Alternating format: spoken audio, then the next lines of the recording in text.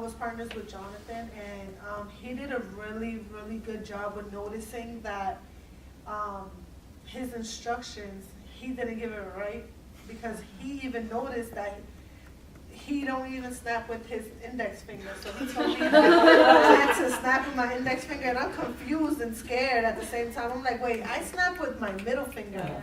And then he tried it. He was like, I don't even snap with my index finger. And it was just like that part of like miscommunication. But it's like sometimes we think we're doing it one way and it's really another.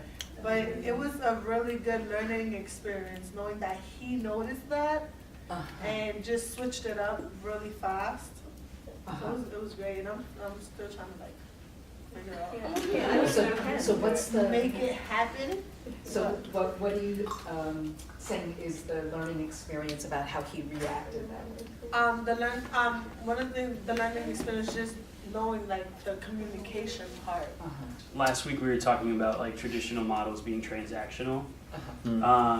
And I think in the midst of our presentation, it was very much a transaction. It was like, okay, like instructions are authoritative, and instructions, I hate instructions, right? And at that point, it was like, well, okay, like in return, we'll be flexible and we'll try and implement these popular education methods and allow you to kind of influence the rest of the curriculum like on the spot. So I think allowing for, like Sharon was saying about like allowing for spaces to pivot, and it not being a fixed space and us just carrying out with the original plan is a transaction between both parties, because they realized that things were unclear. We realized that we were making things unclear.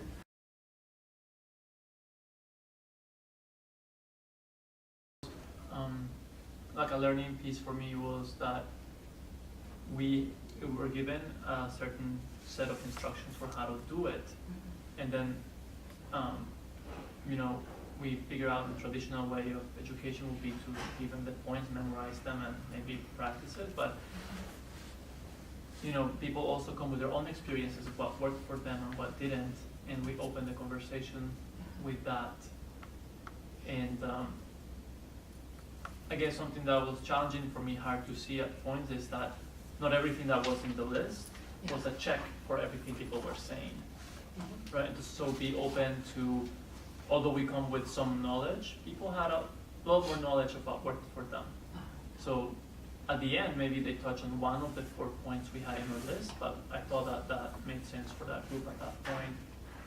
And then they worked on the exercise based on that.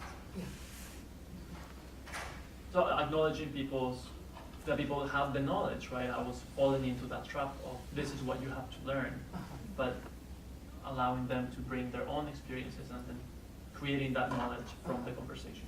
And then helping them to use that knowledge, right?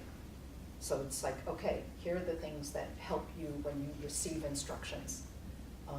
So how do you apply that in giving instructions to somebody else, right? So it's helping to identify those things from, who the group of people are.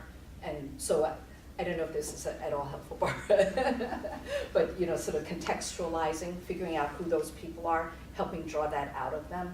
I think the other thing that we, as the people who were teaching them to brush their teeth, what they said to us was, it would have been helpful if you had told us why we should brush our teeth.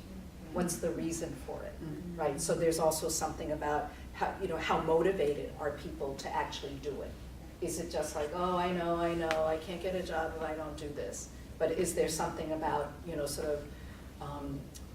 how you present yourself to the world, like something about sort of really motivating people to feel like, this could, be a real important point in my life about seizing who I am and presenting myself in a certain way. Any learning process is sort of kind of like a journey, and we need different things at different times. And I feel like there are times when there are direct questions and answers, and there's nothing wrong with that. Right. In fact, I think I could never have learned to write. I had a bunch of people kept asking me and trying to lift things out of me in writing, and finally somebody said, take a look at this piece of writing. And for your first piece of writing, just imitate what's there, and that, it was part of the learning, so I think that's fine. It's it's all the things we say around that, and learning whatever is holding the person back, or whatever they're afraid of, or whatever their questions are, so I think it's fine. I had a supervisor once who said it much more crassly. He said to a bunch of us who were afraid of like asking these, being very traditional, and he said, well, sometimes people want to know where the bathroom is, just point them to the bathroom. Right. You need to, so that's basically. Where do you think the bathroom is? Right. I mean, he said at that moment, it's not when you say, oh, and you want to know where the bathroom is. So I've always remembered that. It's like your experience, it might be.